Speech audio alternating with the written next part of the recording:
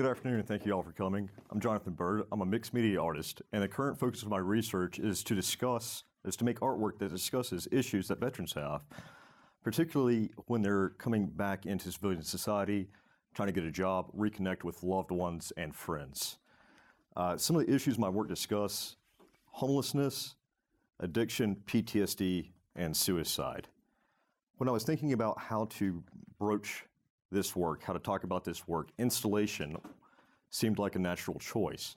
What it allows me to do is let people into an environment that can give them a little taste of what it was like to be overseas. It employs more senses than just visual, tactileness, smell, and sound. Now, I can take a room like this and alter it to meet my needs, or I can build a structure for the work, which is what I've done with this piece right here. It's called Time in a Hooch. A hooch is where you live when you're overseas. It's your home. It's where your bed, your gear, and your personal effects are. Home here provides a sense of security and privacy. Over there, it's quite a different story. There is no privacy. That's why I went with clear walls. You're sharing that room with a lot of other people. The floor is inflated by an air blower, which produces a lot more sound than I even thought it would initially. The inflating fabric envelops a person in a sea of yellow. Yellow is traditionally used as a warning, a caution. You need to stay on edge. You always had to be on edge even when you're asleep.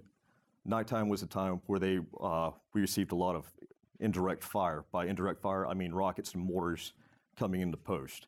So even when you were laying in your rack trying to get to sleep, you could never really relax all the way.